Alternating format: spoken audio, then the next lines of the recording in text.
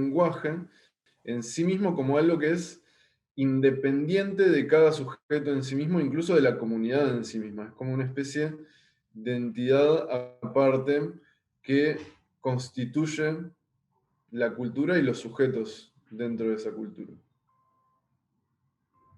¿Sí?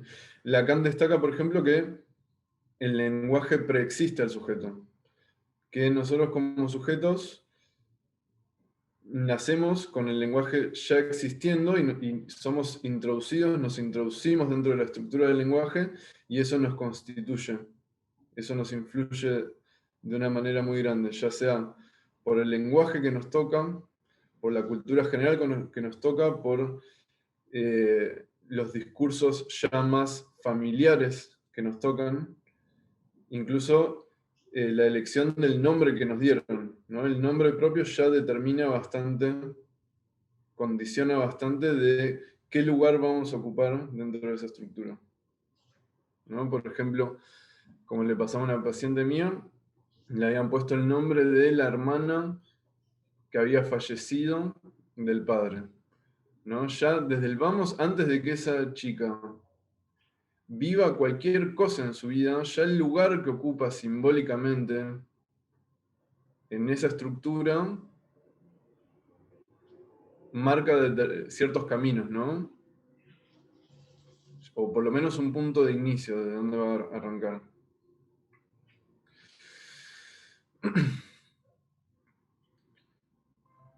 Vamos a hablar un poquito. Estaba súper tentado de hablar, viste, de la propuesta de Saussure, de cómo entiende él, cómo se produce la significación y cómo funciona el lenguaje, porque es súper interesante, pero no nos vamos a extender porque tenemos poco tiempo y queremos pasar un poco a lo que propone Lacan con respecto a eso, lo que toma Lacan de eso. Pero primero les haría esta pregunta. ¿Conocen algo de la teoría de Saussure?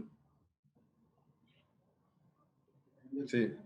Bueno, perfecto. Entonces no nos vamos a extender mucho Bueno, en eso porque veo que están bastante eh, ayornados, ¿no? En fin, Lacan va a tomar la propuesta de Saussure del signo lingüístico, que voy a ver si voy a hacer uso acá de la pizarra. Inhabilitó. No, claro, compartir pantalla no es así. Bueno, no sé si tengo la opción de la pizarra, así que lo vamos a tener que imaginar. creo que en compartir pantalla te sale pizarra, o sea, te sale la Ah, ahí opción va, de ahora poner la sí, pizarra. ahora sí. Recién no me dejó, no sé por qué. Bueno, genial. Vamos a ver cómo están mis habilidades de dibujo.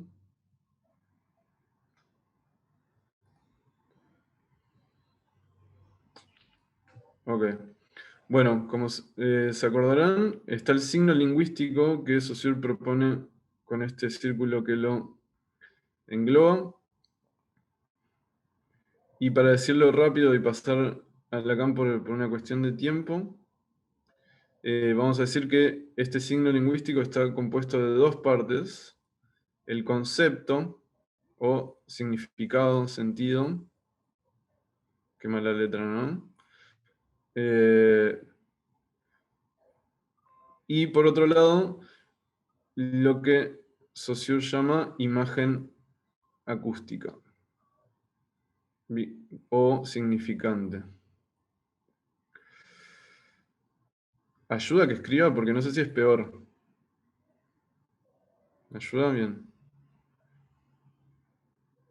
Genial.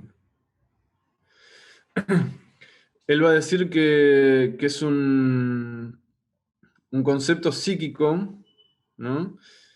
El signo lingüístico, que tanto el concepto como la imagen acústica son psíquicos, ambos. El concepto quizás más claro, destacando que no se refiere a la cosa en sí, a lo que la palabra, a lo que el significante quiere nombrar, sino a una abstracción psíquica de lo que podría significar, y la imagen acústica tampoco es el sonido en sí, sino que es una huella, una inscripción psíquica del sonido, ¿no? Una prueba de eso podría ser que si yo les digo la palabra perro, ustedes se imaginan cuál es la inscripción psíquica de esa palabra, la podrían deletrear. Igual que si yo les digo perro, por más de que esté pronunciando mal la R y quizás tenga alguna dificultad para pronunciar la R bien, sin embargo pueden hacerse la misma imagen acústica y remitirla, por ahora vamos a decir como si fuera algo unívoco, que es lo que va a cuestionar Lacan, al perro, ¿no? A la imagen del animal, por ejemplo.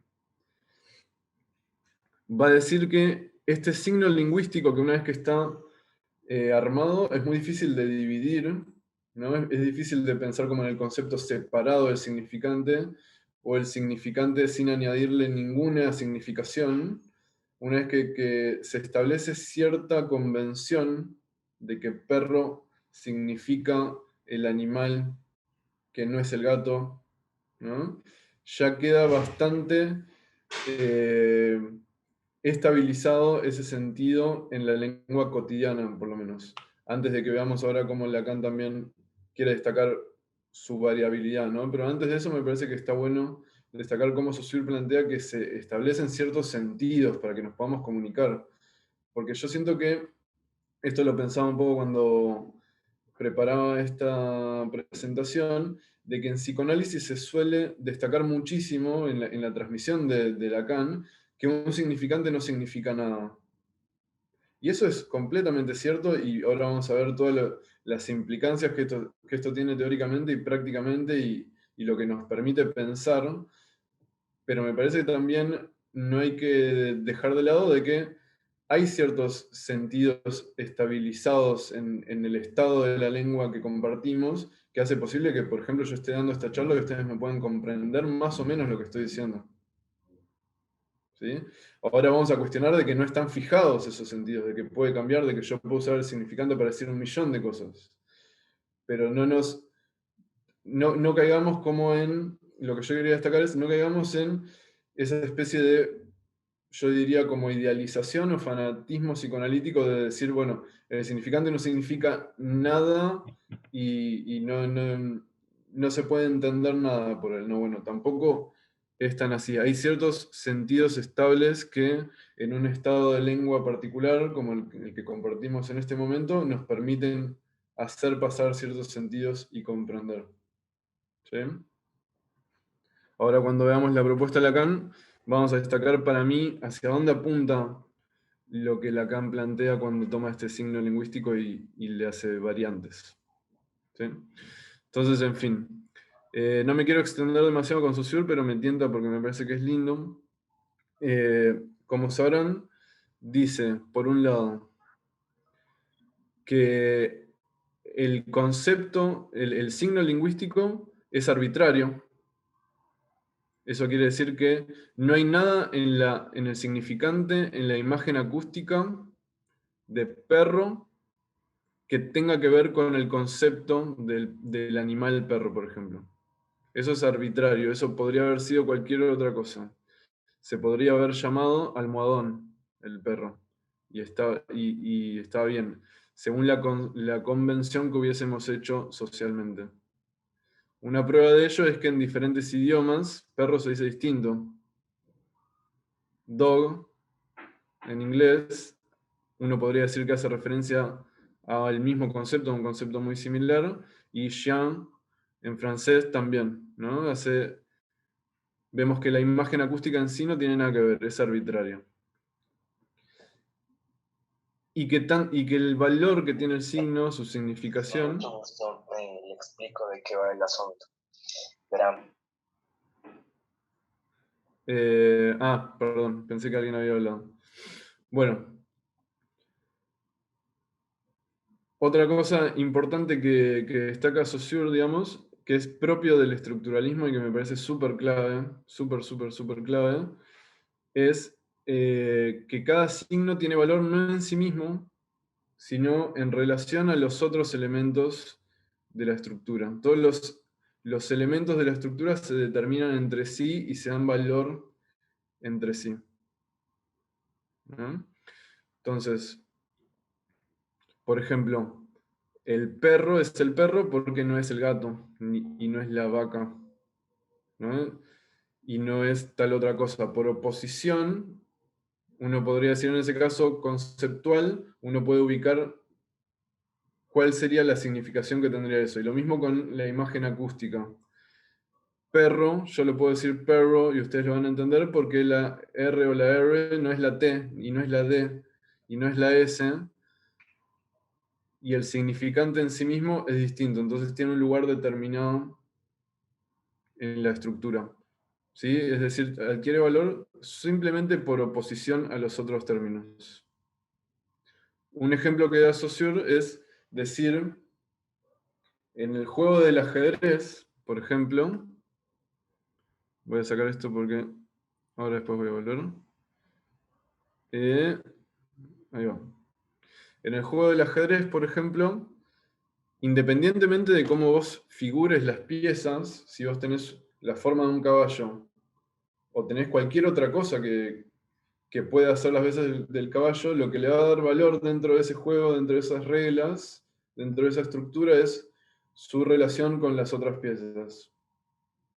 O sea, vos se te podría perder la figura del caballo y decir, bueno, voy a usar esta moneda y ponerlo en el mismo lugar que el caballo y ahora la moneda es el caballo. Y tiene el mismo valor, se mueve igual y cumple la misma función dentro de la estructura del juego.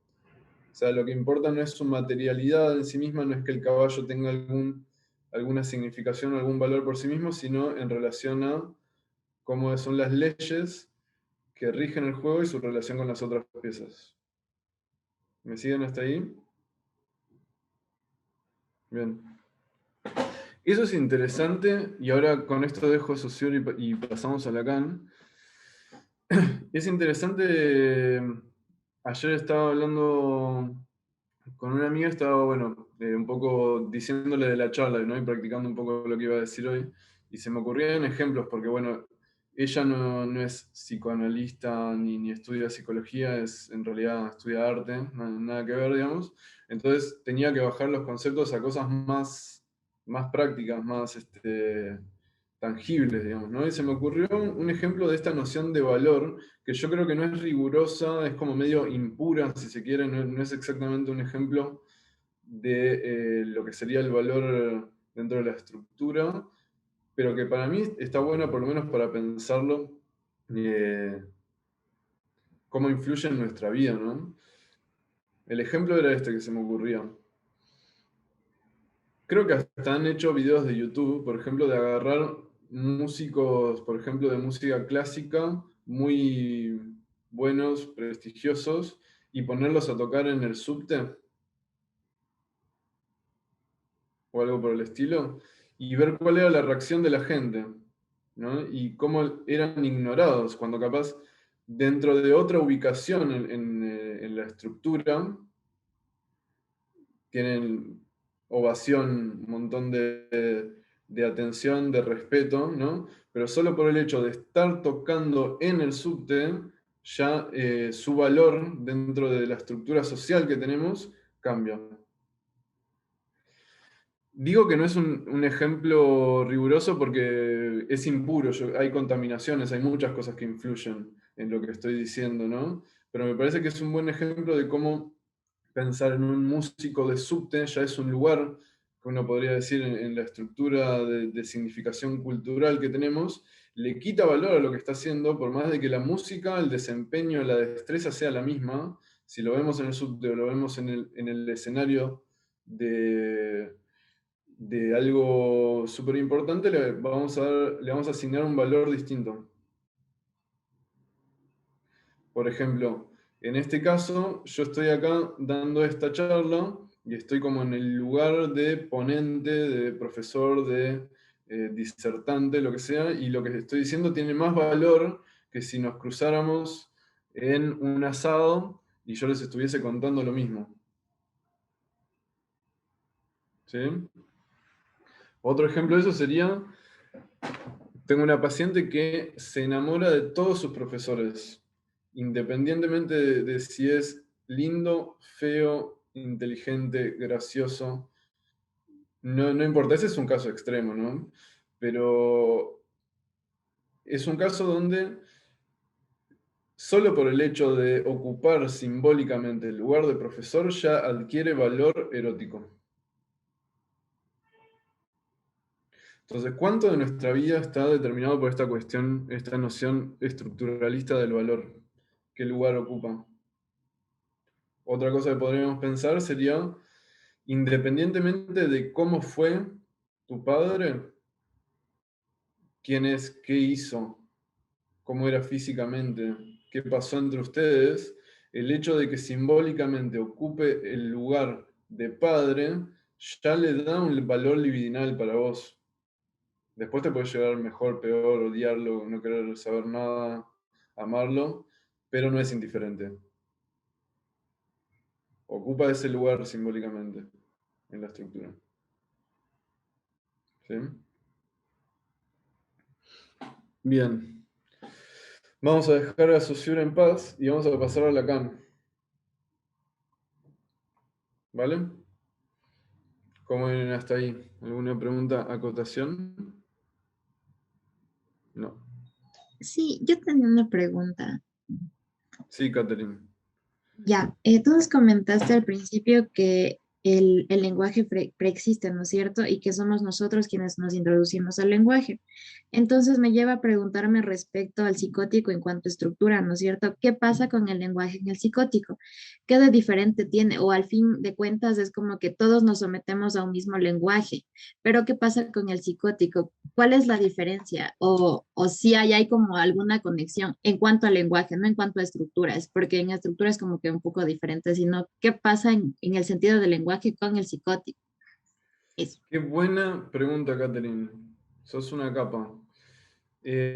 Totalmente, o sea, nos introducimos más o menos al mismo lenguaje, porque, a ver, el lenguaje es una entidad que no es tangible, ¿no? No podemos decir, bueno, este es el lenguaje. El lenguaje es algo que más o menos podemos hacer una abstracción del estado de la lengua en el momento en el que estamos, en el contexto cultural en el que estamos, y más o menos podríamos decir que todos nos introducimos en el mismo lenguaje.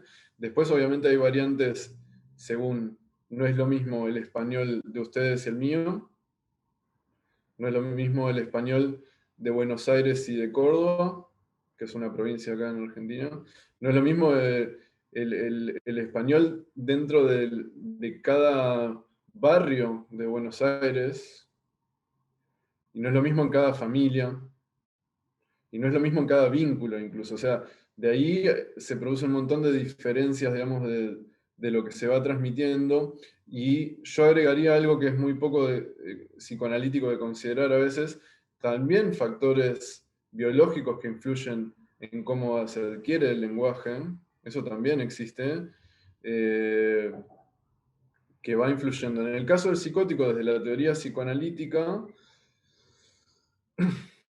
Lacan diría que no operó la metáfora paterna, cosa que en lo que no nos vamos a meter ahora, pero quizás algo de eso desarrollemos con lo que sigue.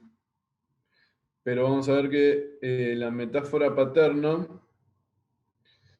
Lacan le da un lugar muy importante como algo que habilita a algo de la subjetividad y constituye un hito en la estructura de cómo uno se apropia de la estructura del lenguaje, cómo uno se mete en esa estructura, que ahora vamos a explicar y que tiene que ver también con lo que Lacan llama el punto de almohadillado o el punto de capitán, que no nos vamos a adelantar, pero es un momento en el cual cierto significante se abrocha a una significación y eso estructura eh, algunas agrupaciones de sentido.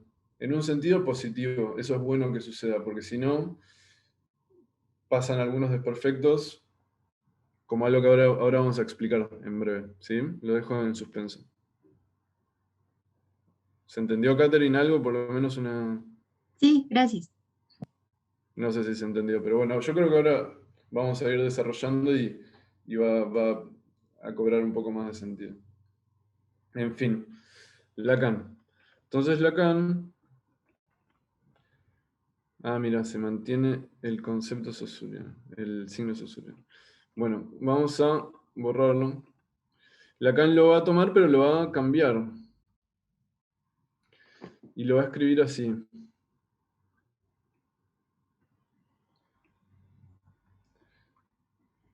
Esto es una S minúscula.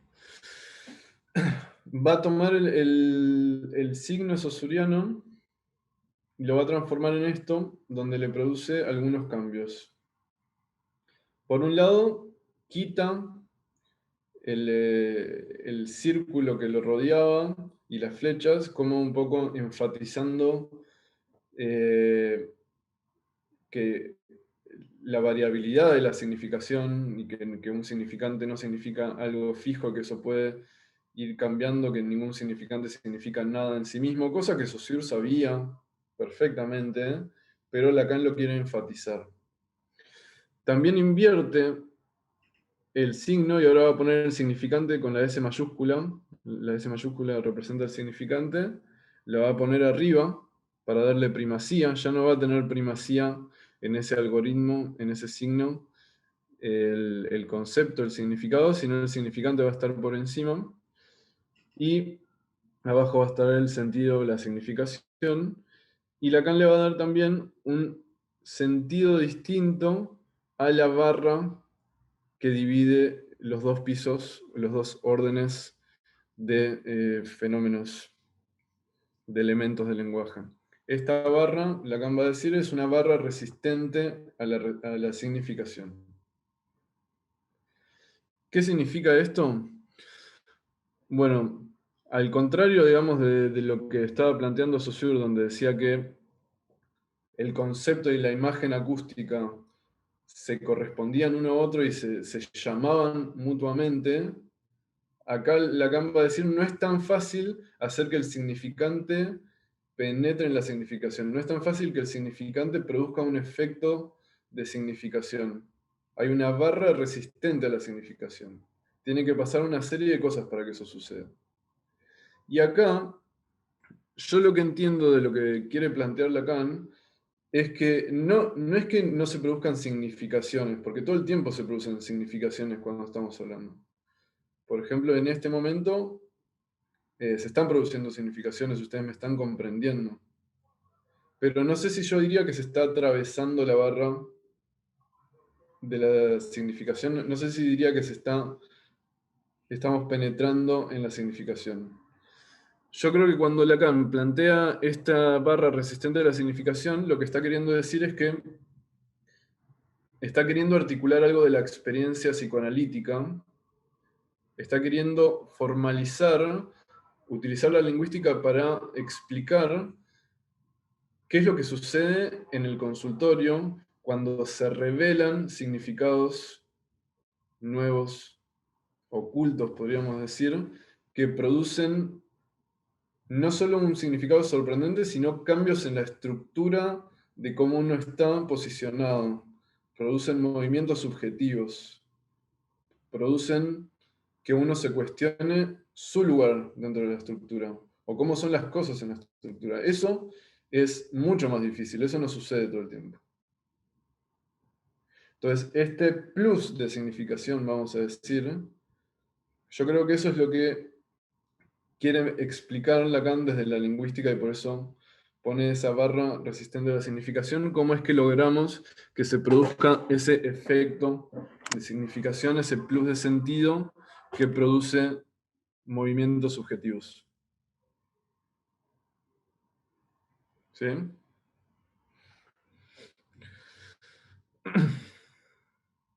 Vamos a borrar esto. Entonces, ¿cómo es que Lacan dice, vamos a explicar cómo no funciona ese algoritmo saussuriano? ¿No? Entonces dice, vamos a agarrar cómo es la versión errónea, y tomo un ejemplo que es de Saussure, que es este, donde yo estoy intentando escribir árbol.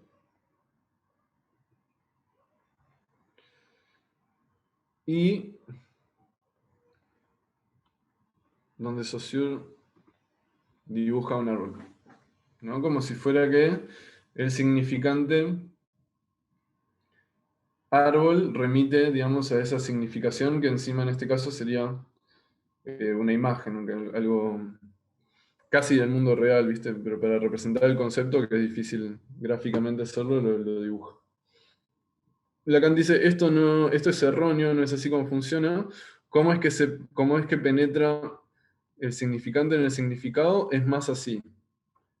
Y escribe, acá es una palabra larga, lo voy a hacer así distinto, porque creo que está la herramienta del texto, vamos a usarla.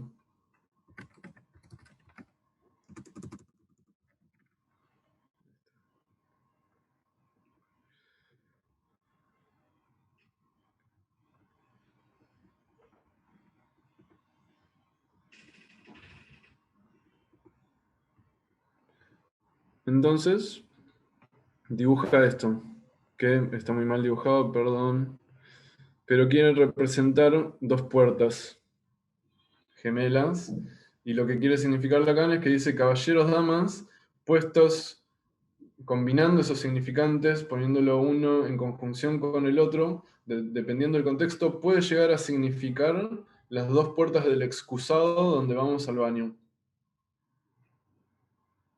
¿No? Lo que quiere mostrar Lacan con este ejemplo es cómo es que se producen los significados. Primero que ningún significante en sí mismo penetra la barra de la significación y produce un sentido, sino que siempre en combinación con otros significantes y según el contexto, y de esa forma pueden brotar significaciones sorpresivas como esta, que no es la que uno diría en principio a la que refiere caballeros y damas, ¿no? Si uno abre el diccionario, seguramente los sentidos que estén ahí explicados serían otros. Pero vemos que según el contexto y poniéndolos yuxtapuestos en combinación, uno podría pensar en las puertas del excusado. ¿Sí? Con lo cual vemos que es importante sobre todo su combinación. ¿Hasta ahí me siguen? Bien. En ese sentido, Lacan va a destacar que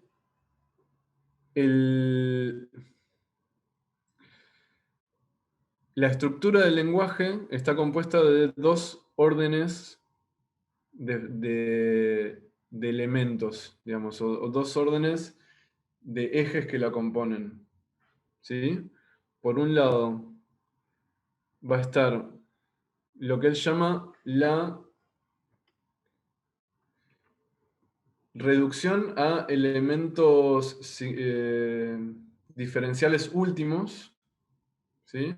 Que vendría a ser algo que él toma de Jacobson, decir que en el lenguaje, si lo reducimos a la unidad mínima, lo podemos reducir a los fonemas últimos que son distintos unos entre otros, ¿no? La T distinta de V, A, E, ¿no? Como cada fonema es distinto uno de otro y cada lengua además tiene como su conjunto de fonemas que la componen, a partir de los cuales se generan los significantes.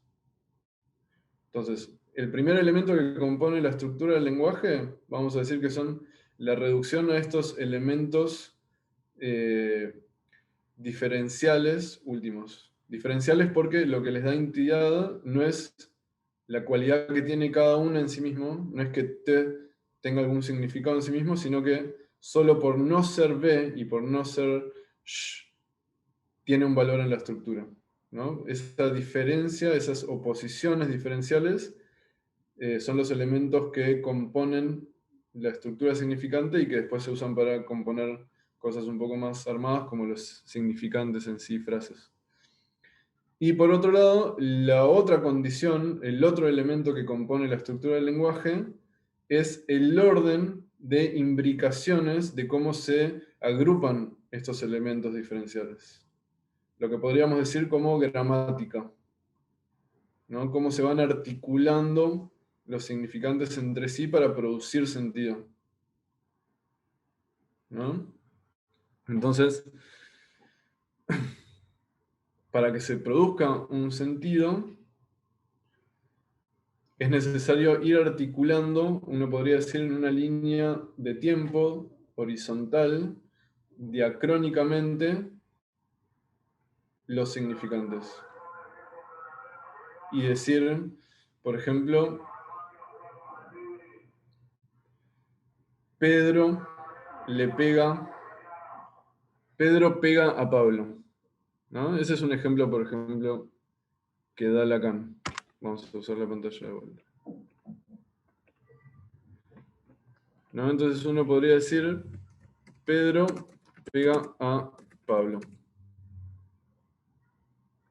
¿Sí? Acá vemos cómo la articulación de esto, la combinación de estos significantes hace surgir una significación. Y que es importante el orden para que se produzca determinada significación. Por ejemplo, si uno invirtiera y dijera Pablo pega a Pedro, no significaría lo mismo, significaría algo distinto. ¿Sí?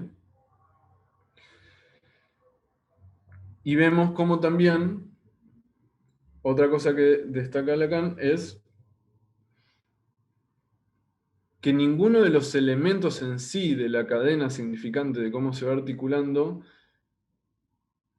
consiste en la significación. O sea, ninguno de los elementos es donde uno puede decir acá está la significación, sino que es en su combinación, en la cadena en sí misma donde el sentido insiste. ¿Sí? Ninguno de sus elementos consiste en la significación, es en la cadena donde el sentido insiste. ¿Esto cómo lo podemos ejemplificar? Y sería, por ejemplo, algo así. Si nosotros agarramos este ejemplo de Pedro pega a Pablo, vamos a sacarle la flecha, y decimos, lo voy a poner, voy a usar de vuelta el texto. A la mesa con pegamento, ¿sí? Vemos cómo el sentido que tenía antes Pedro pega a Pablo ya no es el mismo, ¿no? Es en la conjunción de cómo se dan los significantes, cómo se combinan, que uno puede hacer aparecer significados diferentes.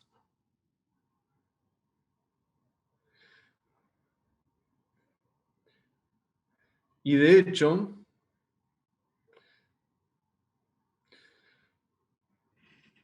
Lacan va a destacar, digamos, este fenómeno como el deslizamiento que tiene el significado bajo el significante. O sea, el hecho de que no podamos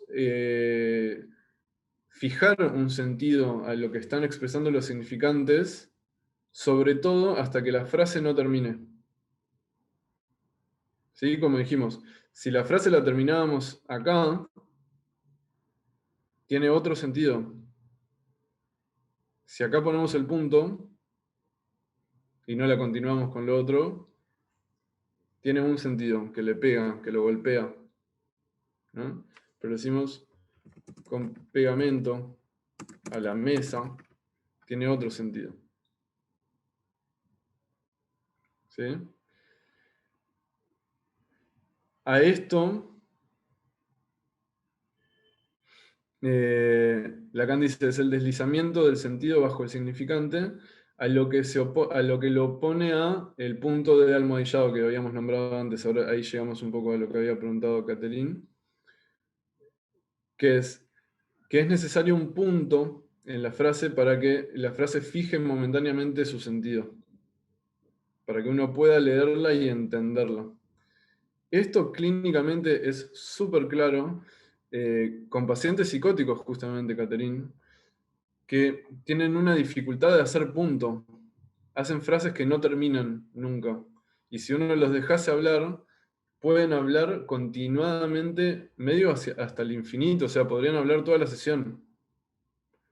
Por eso a veces uno con los psicóticos lo que hace es interrumpir con alguna pregunta, con algún señalamiento, forzando un detenimiento de la frase y generando un punto que retroactivamente haga emerger cierto sentido. Eso es por la deficiencia de la metáfora paterna que tiene que ver con este punto de almohadillado. ¿Sí? Otro ejemplo sería, bueno, la frase interrumpida, ¿no? Si uno dice, yo creo que estoy...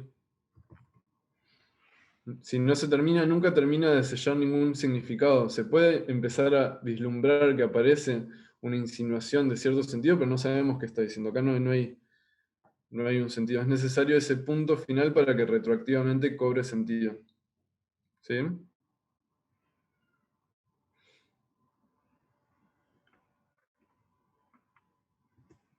Otra podría ser,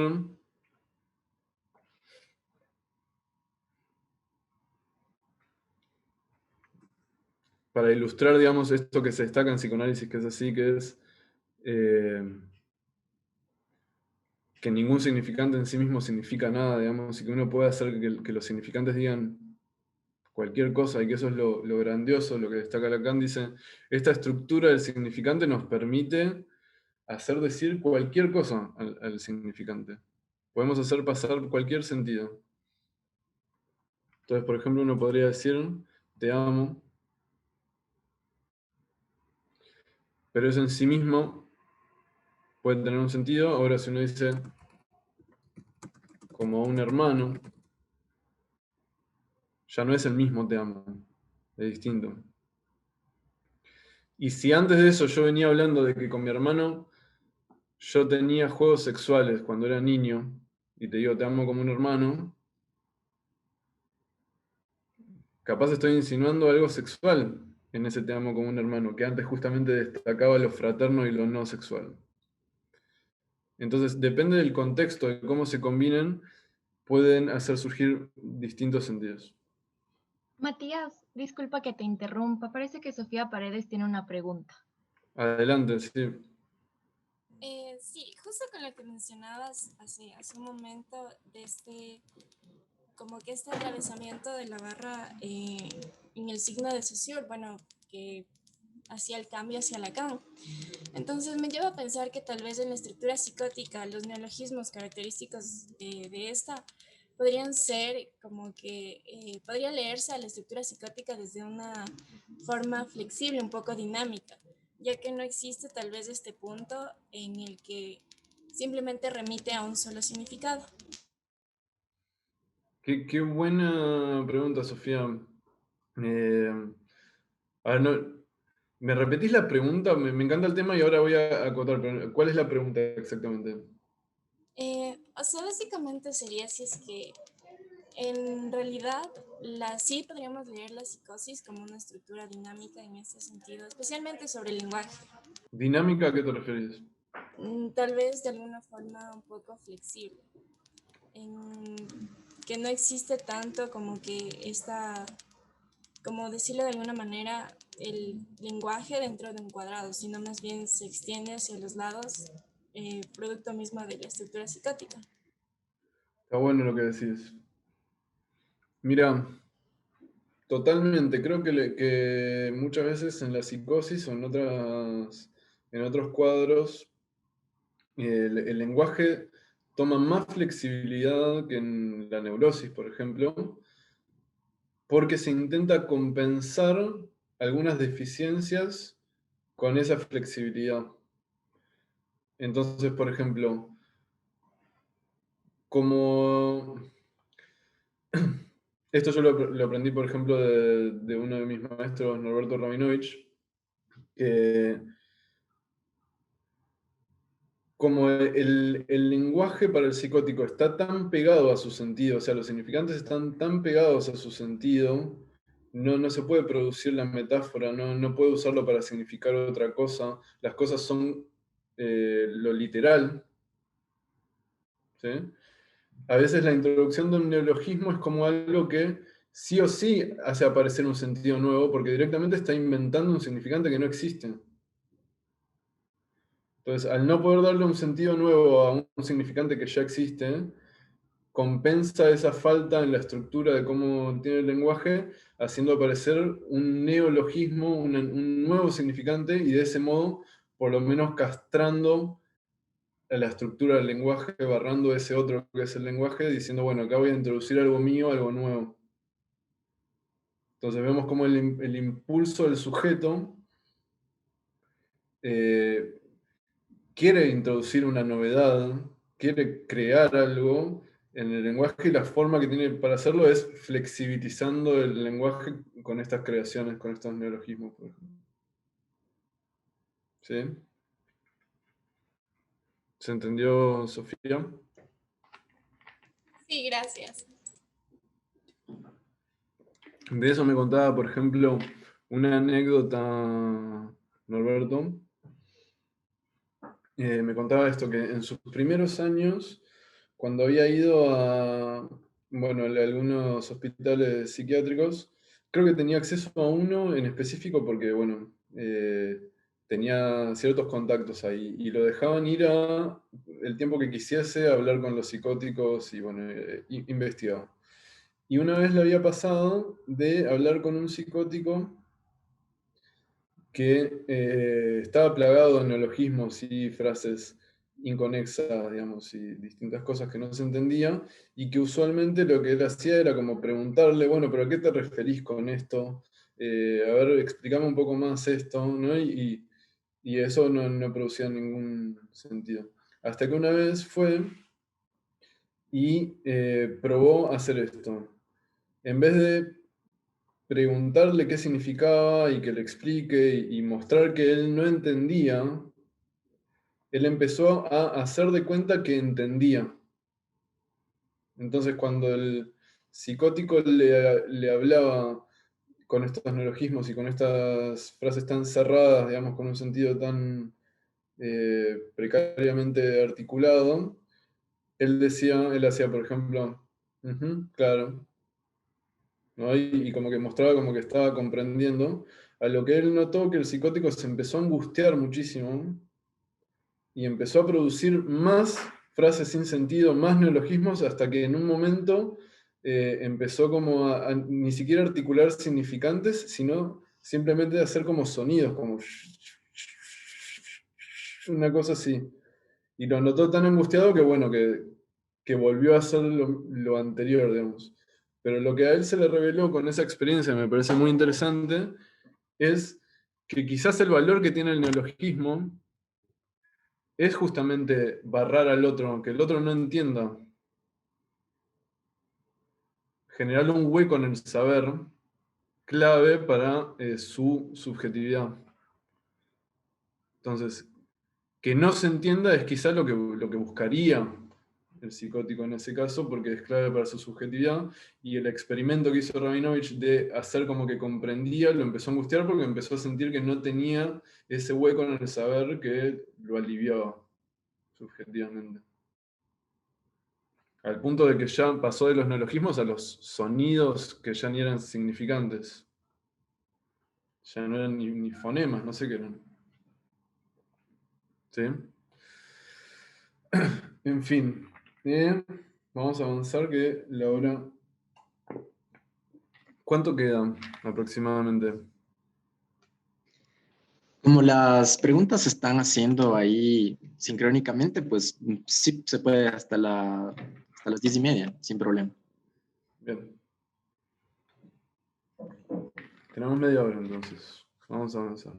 Me gusta eso, las preguntas sincrónicas. Además, sincrónico es una palabra estructuralista, ¿no? Bueno, en fin, ¿dónde estamos? Deslizamiento del significante, del sentido bajo el significante, punto de almohadillado, punto que retroactivamente al finalizar la frase genera como un efecto de significación, cierta estabilización del sentido en un momento, y esta capacidad que tiene el lenguaje de poder decir cualquier cosa, digamos, a partir de su combinatoria. Cosa que, como decía, como me permitió explicar la pregunta de Sofía, en el caso del psicótico, donde hay ciertas funciones que no están habilitadas y el sentido está demasiado pegado al significante, demasiado literal, no pueden hacer uso de una creación nueva, a veces se sirven de esta flexibilización del lenguaje, como los neologismos, para introducir algo de la creación en su comunicación. Entonces, esto, tomando lo que dice Wilson de lo sincrónico, Lacan toma de Jacobson, para teorizar cómo entiende el lenguaje, dos ejes que lo componen. Por un lado está el eje combinatorio de la contigüidad, ¿no? Vamos a poner eje combinatorio. A ver si puedo hacerla. Bueno. Imaginen que tiene la diéresis. Contigüidad. ¿Sí? Podríamos decir también diacrónico. Porque suele establecerse, digamos, en el tiempo. Cuando uno va articulando la frase, combinando los significantes uno atrás del otro en el habla, en el hecho de hablar. Y por otro lado está el eje sincrónico de selección y sustitución. ¿Sí?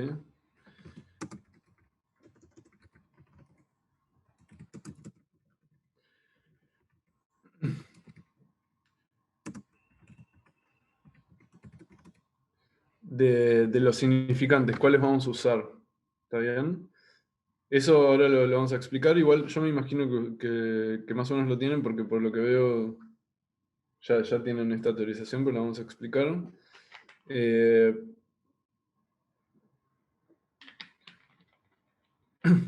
Lacan critica de Saussure algo que dice de que cómo se articula el lenguaje sería en una sola línea de forma horizontal y por una sola voz, ¿no? Como que se va articulando el significante uno al lado del otro y eso va produciendo un sentido. Dice, sí, esa es una dimensión, pero Lacan dice, es más que una sola línea y por una sola voz, es más como si fuera un pentagrama.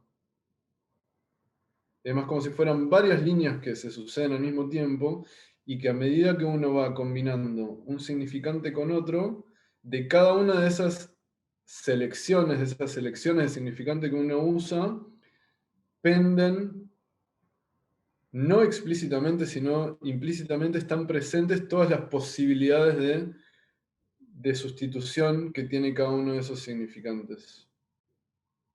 Que uno podría decir, usar otro significante en vez del que está usando. Y que se escuchan esas resonancias de lo otro que podría haber dicho, pero que no dijo, aun cuando no lo diga. ¿Sí? Por ejemplo, esto posibilita que se produzca, por ejemplo, una metáfora. ¿Sí?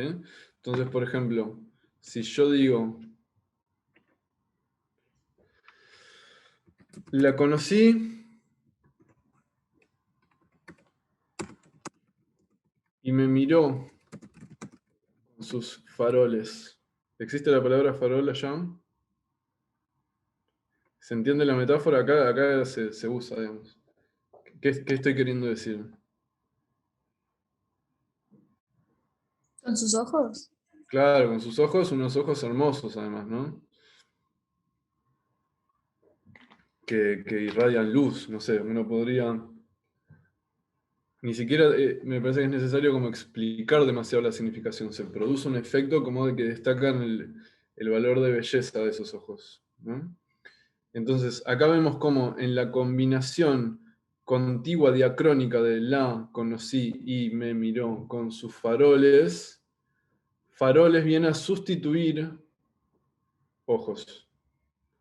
Donde la cadena significante esperaba la palabra ojos, apareció otra palabra que la sustituye, y es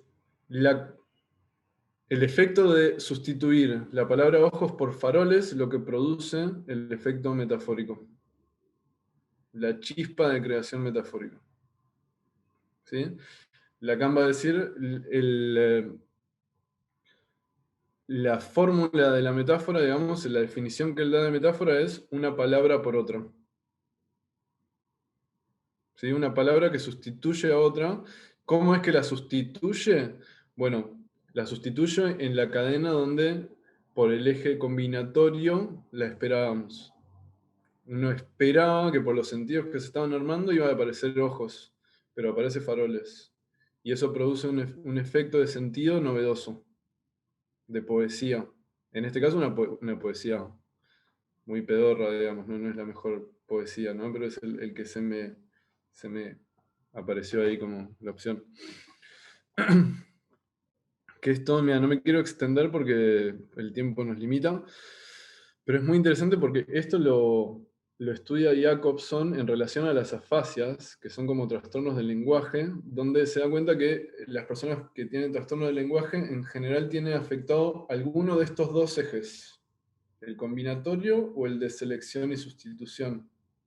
Entonces, por ejemplo, si el eje afectado es el de selección y sustitución, la persona puede armar la frase, la puede articular, puede decir, nombrar los significantes, pero algunos significantes claves no aparecen, no los puede agarrar, y en vez de eso empieza a usar palabras generales como por ejemplo cosa, ¿no? Como la cosa que después metí en el coso y hay mucha dificultad en elegir los sustantivos claves, por ejemplo.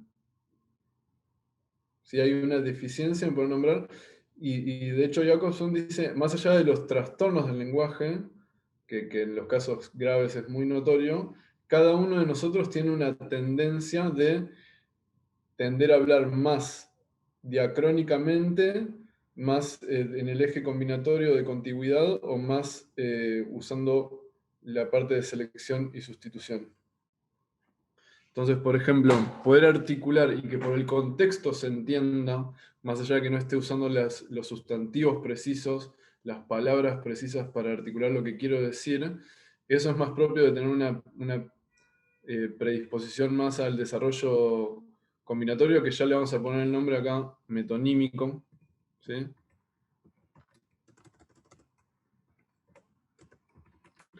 Que Lacan relaciona con la metonimia, que Jacobson relaciona con la metonimia, y este que tiene que ver con la metáfora, ¿no?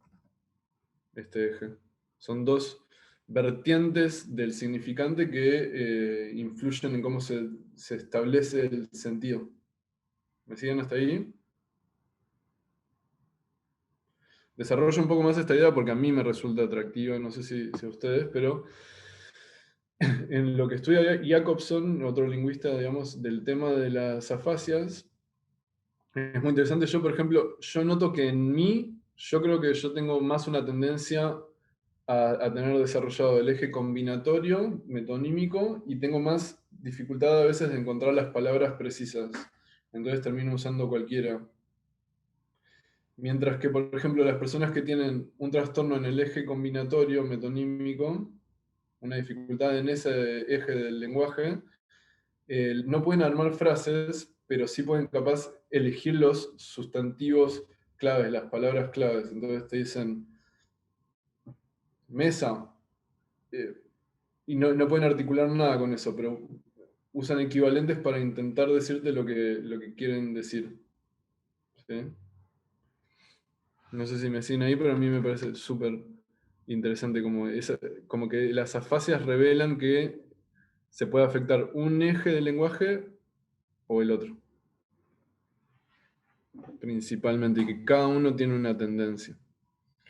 En fin, es con la combinación de estos dos ejes cómo se producen los sentidos. Por un lado está el eje combinatorio de contigüidad diacrónico, donde los significantes se van asociando entre sí, se van articulando, y donde también, yo diría, se asocian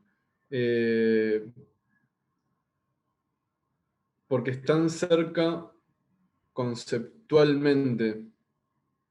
¿Sí? Lacan no lo dice de esa forma, pero a mí por lo menos me sirve pensarlo de esa forma. Por ejemplo, Jacobson dice, cuando hay un trastorno en el eje de la sustitución, en este eje de cuáles son las palabras que vamos a usar, la persona puede decir, Me pasás el tenedor en vez de decir cuchillo,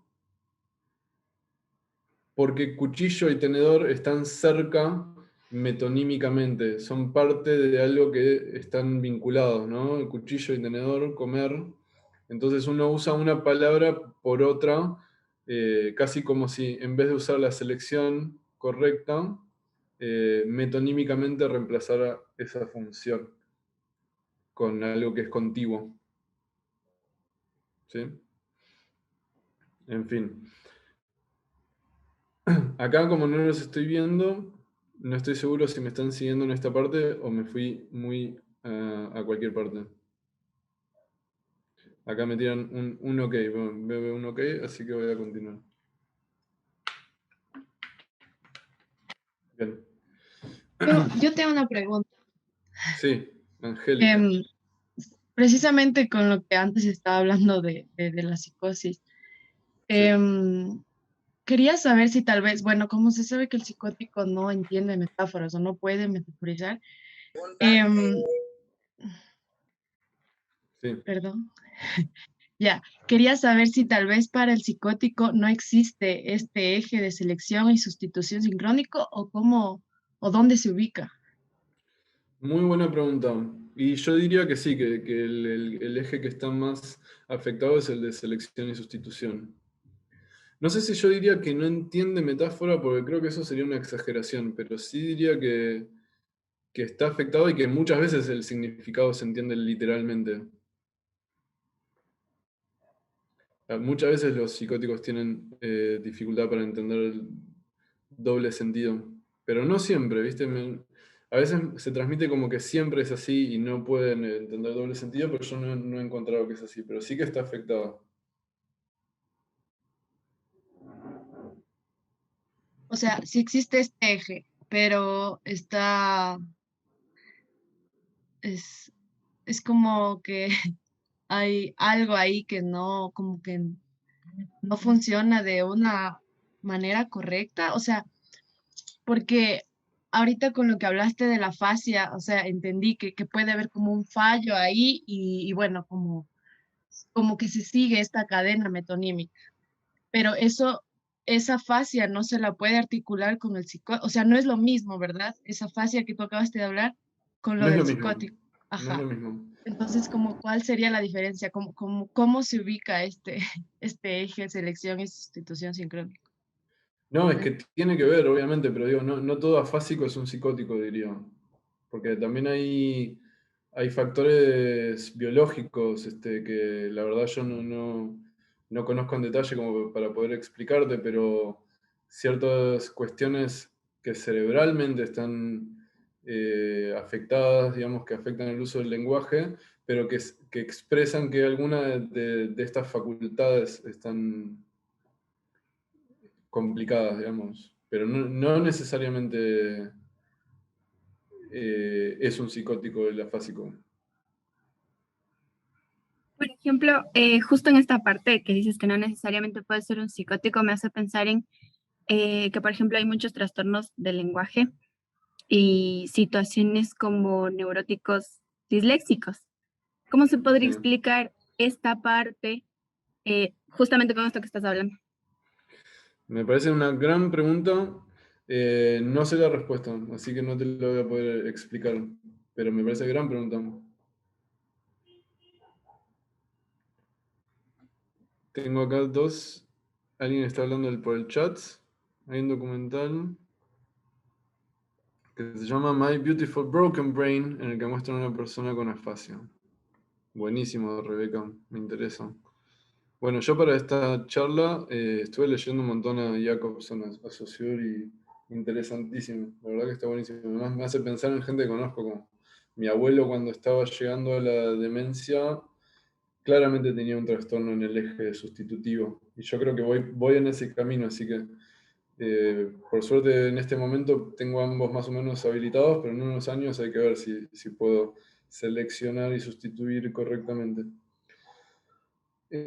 Voy a avanzar porque no tenemos tanto tiempo y hay muchas cosas que quiero decir, más allá de que esto está buenísimo. Vamos a terminar este tema de estos dos ejes nombrando esto. la conocí, me miró con sus faroles, Lacan diría que ojos está presente en el pentagrama de lo que estamos diciendo, por más de que no esté nombrado, porque tiene conexión metonímica con el resto de la cadena. O sea, en la cadena se esperaba que aparezca ojos, pero apareció faroles, y por más de que esté faroles explícitamente pronunciado, por debajo se puede leer que están los ojos, y esa sustitución genera el efecto metafórico, que se apoya en la combinación metonímica. ¿Está bien? O sea, no podríamos decir que algo sustituye a otra cosa en la cadena si no existiera la cadena metonímica. Lógicamente la cadena es anterior. Voy a nombrar muy rápidamente los dos ejemplos que da Lacan de metonimia y de metáfora, y vamos a pasar a cómo lo articula con Freud. ¿Vale?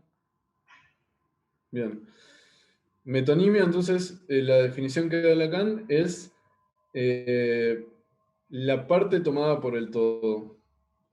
Esta es una definición que a mí me resulta problemática porque siento que no hace énfasis en lo que viene articulando Lacan con relación a la metonimia y que le da tanta bola, tanta importancia en todo su desarrollo, que es esta combinación articulatoria. Y esta definición es como que hace referencia a eso, pero a mí no me termina de gustar. Ahora les explico por qué. El ejemplo que da en metonimia es 30 velas, para decir 30 barcos. ¿Sí? Entonces, en vez de decir 30 barcos, ahí vienen 30 barcos, vienen 30 velas. Uno casi podría decir que es una metáfora en un punto, pero no lo es. Vamos a explicar por qué. Porque no es solo que se sustituya una palabra por otra, que velas venga a sustituir a barco, sino además, ¿qué palabra sustituye a cuál? O sea, Lacan destaca que para que se produzca el efecto metafórico es necesario que las dos palabras, las dos imágenes que vienen a representar estos significantes sean muy disímiles, muy distintas. O sea, farol y ojo están bastante lejos. Pero vela y barco no, porque la vela es parte del barco. Es como cuando te dije, pasame el tenedor, y te estoy diciendo, pasame el cuchillo, eso es lo que yo quiero significar. Eso no es una metáfora. El tenedor está reemplazando metonímicamente al cuchillo porque no pude elegir la palabra correcta en ese caso, no se me ocurrió. Pero vemos que la sustitución está en el eje contiguo, es porque tenedor está cerca de cuchillo, así como vela está cerca de barco. Es una parte del barco la que viene a sustituir al barco en la cadena, pero no es una metáfora en sí, sino que está elegido según el eje de la contigüidad, ¿no? Porque la vela está cerca del barco, es una parte del barco. Así como uno podría decir, ¿cuántas cabezas cuento acá en esta charla? Estoy usando la cabeza como metonimia de alguna manera, sustitución metonímica de personas que tienen cabeza. En cambio, la metáfora ya es agarrar dos imágenes que no tienen nada que ver, una sustituyendo a la otra y generando un efecto de creación poética. ¿Sí? El ejemplo que da de metáfora es un verso de Víctor Hugo del poema Vos dormido, que seguramente lo conocen, pero lo voy a escribir, que es así: vos es un personaje.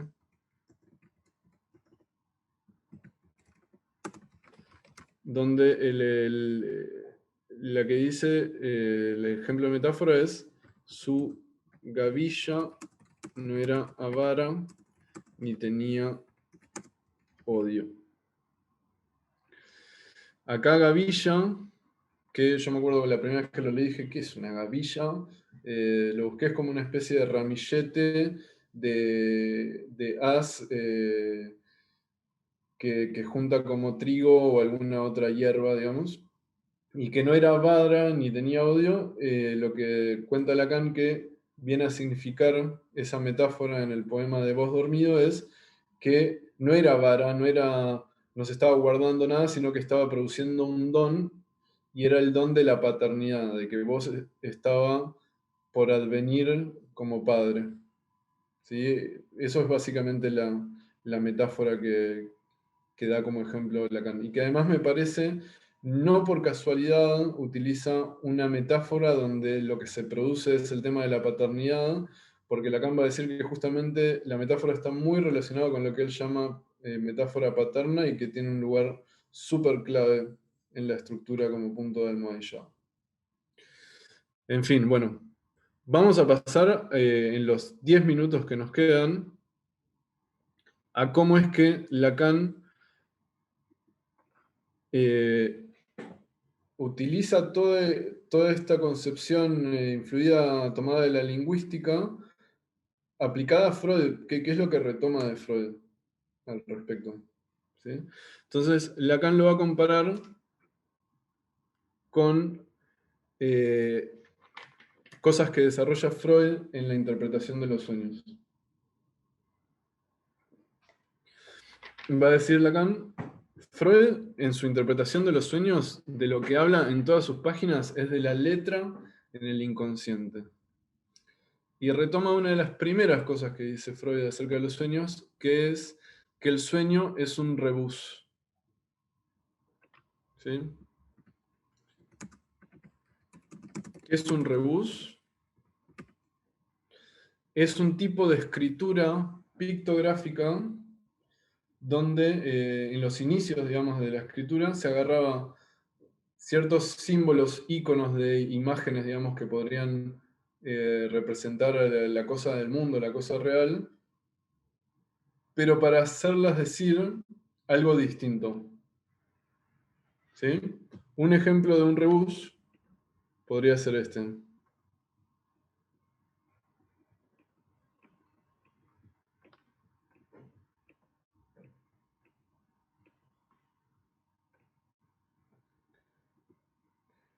Ténganme paciencia, que estoy dibujando con el pad. ¿Se entiende qué es? ¿Qué es? Un dado. Un dado. Soldado. ¿Y esto? Soldado, perfecto. Ese sería un muy buen ejemplo de un rebus, donde vemos que el icono, la representación gráfica del sol y del dado, en conjunción, escriben literalmente soldado, que ya no tiene nada que ver ni con el sol ni con el dado. ¿Sí? Entonces Freud dice, el sueño es un rebus. O sea que el sueño funciona un poco con esta lógica.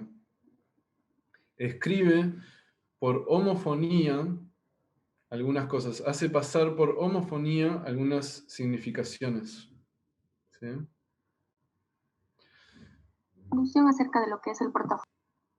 ¿Cómo? ¿Fue un error esa interrupción? ¿Fue un retorno en lo real de lo forcluido? No. Bien. Un ejemplo de esto, les voy a contar un ejemplo mío. No todos los elementos del sueño tienen esta estructura fonemática del rebus, pero está bueno estar atento para poder leerlos. ¿Sí?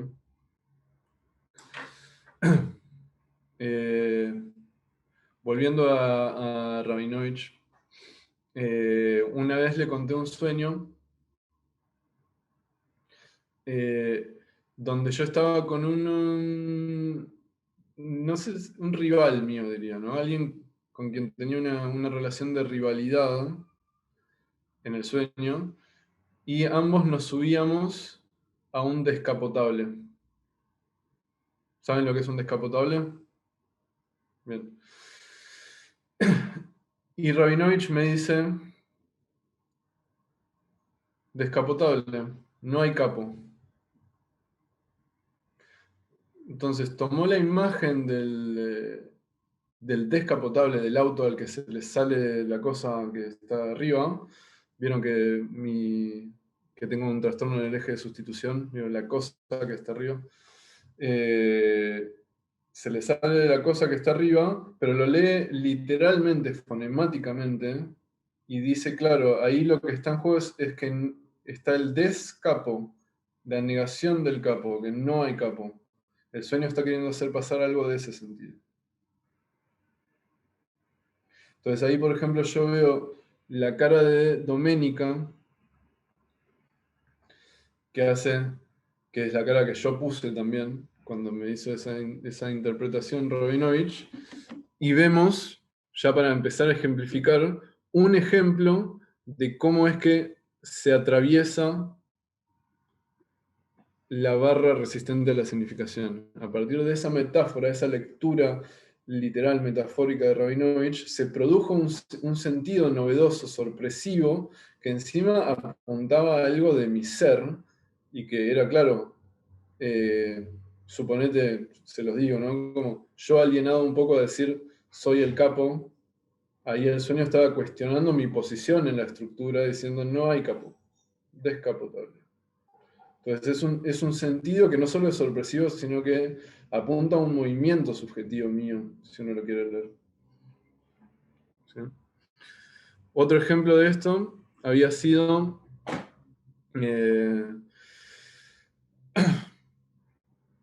en mis primeros años de análisis había soñado que veía a la novia que yo tenía en ese momento, mi primera novia, toda con cuerpo de diamante.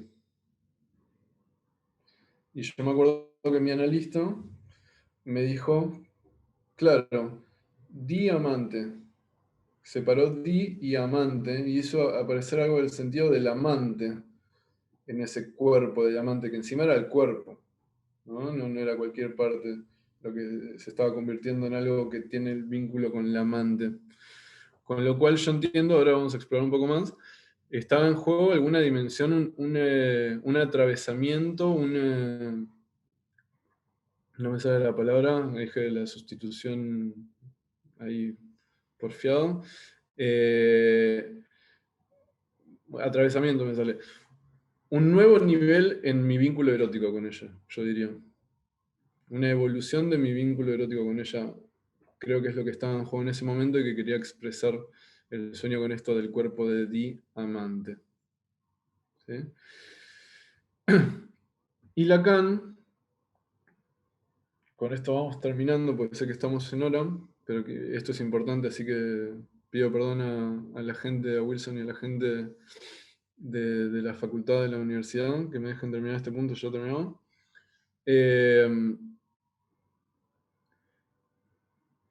Lacan va a comparar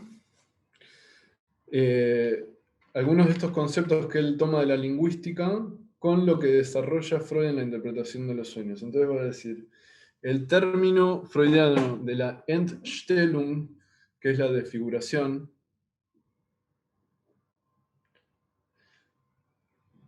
Lacan va a decir, es prácticamente el mismo, o digamos, tiene mucho vínculo con lo que nombramos antes como deslizamiento del sentido bajo el significado. ¿Cómo lo explica? ¿Qué es la desfiguración para Freud? Vamos a decirlo muy rápidamente.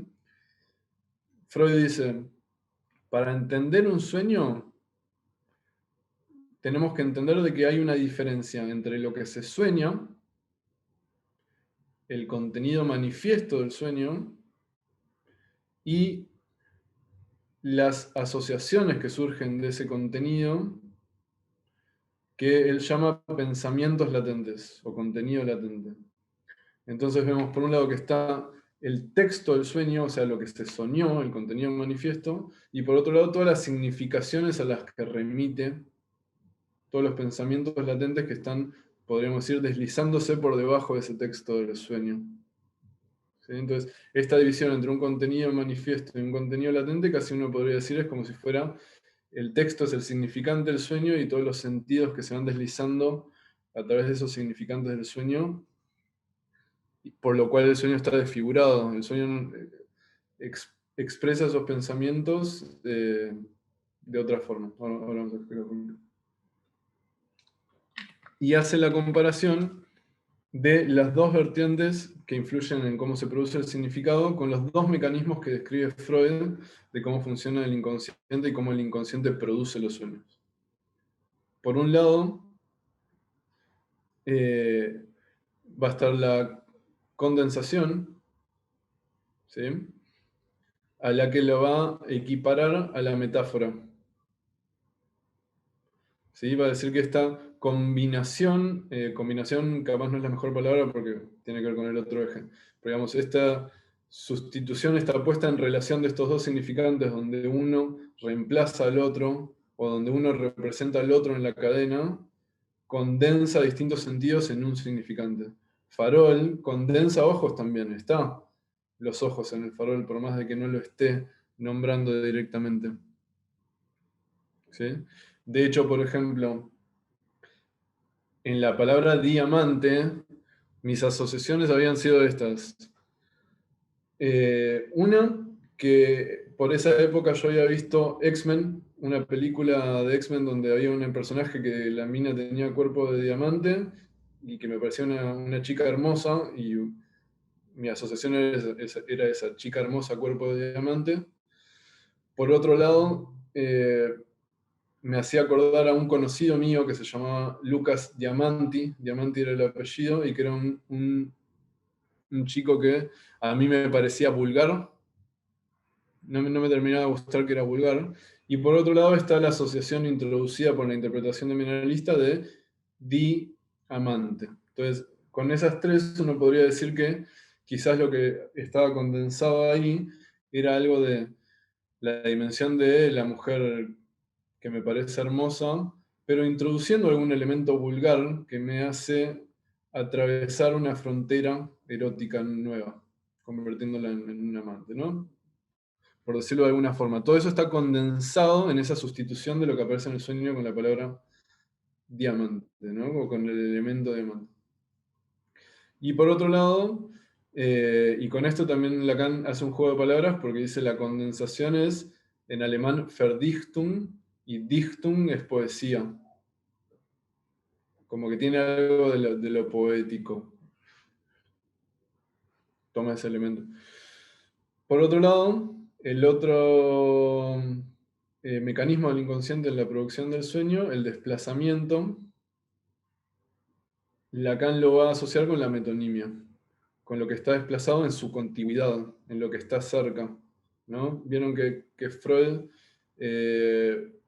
decía que en el sueño a veces está desplazado, que lo más importante del sueño no aparece en el sueño, sino que aparece otro elemento que está asociado, que es contiguo a ese, al cual se desplazó su importancia, ¿no? Entonces vemos cómo tiene que ver con el eje metonímico. De hecho, ahí, esto Lacan lo toma inspirado en Jacobson, porque es Jacobson el que hace esa comparación entre el eje combinatorio y el sustitutivo con Freud, con la condensación y el desplazamiento, pero lo contradice a Jacobson porque Jacobson pone el desplazamiento y la condensación ambos en el eje sustitutivo. Y Lacan dice no, y Jacobson dice el eje de la sustitución y la selección tiene que ver con la identificación. Pero Lacan dice no, el eje de la sustitución tiene que ver con la metáfora y el otro con el eje metonímico. Detalles, digamos. ¿En qué se diferencia? Dice Lacan, estos dos mecanismos del inconsciente con su función análoga en el lenguaje, solamente por los medios de la puesta en escena. Por el hecho de que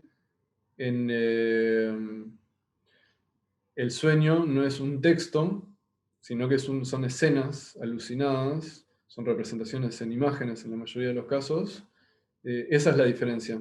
Por eso es pictográfica en un punto, ¿no? Ese distinto modo de escritura de ese lenguaje es lo que diferencia de estos dos mecanismos que en el inconsciente son análogos, ¿no? Para empezar a pensar esto que había dicho Eduarda del inconsciente estructurado como un lenguaje, es literalmente esto, ¿sí? De hecho, además de estas cuestiones literales, también el sueño se sirve de otros tipos de mecanismos para representar articulaciones lógicas, como por ejemplo, si en un sueño yo estoy así y de repente veo que, por decir algo, mi madre y mi novia entran en la habitación y se ponen a hacer algo conjuntamente, no sé qué puede significar, digamos, depende del contexto del sueño, un montón de cosas, pero podría estar queriendo mostrar el sueño una relación, como que decir, bueno, estas dos personas ocupan el mismo lugar, suponete.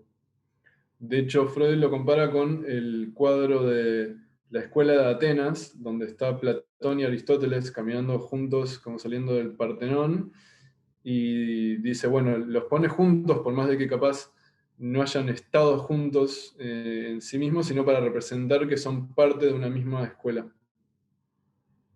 Como cierta conjunción, como una articulación lógica, como diciendo, estos dos ocupan el mismo lugar, son parte de lo mismo, ocupan un lugar simbólico contiguo, digamos, de esos medios de representación también se sirve el sueño.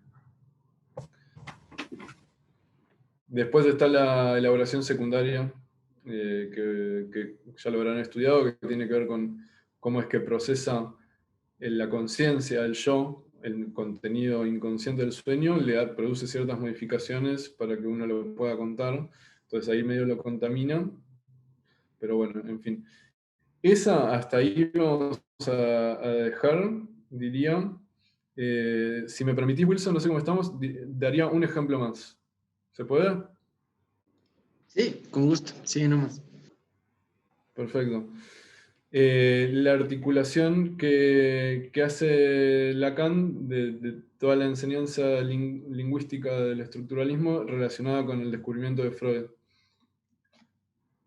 Que Lacan dice, ¿por qué no se le dio este lugar al significante antes? Bueno, porque no existía la lingüística. Freud con su interpretación de los sueños anticipa la lingüística de esa anterior, entonces no tenía esta teorización como para poder hacer la comparación. De hecho, dice que probablemente la interpretación de los sueños sienta las bases para que después se pueda generar una disciplina como la lingüística. Y por otro lado, también dice que los psicoanalistas se quedaron demasiado fascinados con los significados del inconsciente y no con los medios de producción del significado, con esta estructura significante. Lo que quería decir es, esto, digamos, no solo se da en los sueños, sino que se da en la clínica misma y en otros fenómenos como pueden ser lapsus o dichos del paciente en sí, también sigue una estructura similar. Por ejemplo, un paciente que diría que mucho de su análisis tiene que ver con la aceptación de su homosexualidad y la salida del closet. Y que en un momento, en una de las sesiones, trae unos traumas infantiles sexuales y se va revelando en lo que va surgiendo en el análisis que, más allá de esos traumas, digamos, eso no iba a cambiar su condición de homosexual. O sea, porque él va contando que en algún punto tenía la esperanza de que si hablaba de esos traumas, si los elaboraba de cierta forma, de repente iba a dejar de tener deseos homosexuales y le iban a gustar, no sé, las mujeres, ¿no? Entonces, al encontrarse en ese punto y un poco encontrarse en la encrucijada del callejón sin salida, que le demuestra que no puede solucionar su homosexualidad, que no es solucionable, no es un conflicto que se iba a solucionar de esa forma, que la tenía que aceptar de alguna manera, produce una frase que dice, claro, es que me doy cuenta que no hay cura. Y eso ya a mí me resuena porque él había sido cura. Cura existe ya, ¿no? ¿Verdad? El padre de la iglesia. Él había sido cura, de hecho, un poco la expectativa familiar era que él se convierta en seminarista, y con mucho trabajo salió del seminario para convertirse en cura, en vez de convertirse en un soltero y darle lugar a ciertos impulsos sexuales, se casó con una mujer con la que todavía está, y desde que empezó el análisis hace un tiempito está considerando la posibilidad de salir de esa relación y vivir su sexualidad de forma abierta. Entonces, cuando él dice, cuando se le cae la expectativa, la fantasía que muchas veces tenemos los neuróticos de que ciertos impulsos podrían ser corregidos mediante la elaboración de ciertos traumas, él dice no hay cura y se produce la condensación, la metáfora que revela no solo la aceptación de la homosexualidad, sino el desfallecimiento de la identidad que era acorde al ideal familiar, a donde él estaba demandado, al que era la expectativa. Entonces, con solo repetirle eso, no hay cura, ¿no? También produce ese efecto de atravesamiento de la barra, de plus de significación que toca el lugar simbólico del sujeto. Sí, revela ese sentido nuevo. De hecho, fue una sesión bastante fuerte. Y bueno, sí, pero produjo algunos efectos. Pero no fue inmediato, no es que le dejó a la mujer en ese momento, ¿no? O sea, hay otras cosas que elaborar. Pero evidentemente fue una sesión bisagra.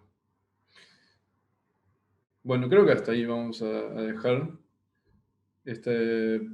Gracias por la invitación para esta primera ponencia del Seminario de Introducción a la Teoría Lacaniana. Les agradezco muchísimo la invitación. Gracias, Wilson, a la Asociación de Estudiantes. Gracias a la universidad, a todos ustedes. Y nada, espero nos veamos pronto. Ahora sigue Olga, que segurísimo la va a romper, así que yo me voy a quedar también escuchando.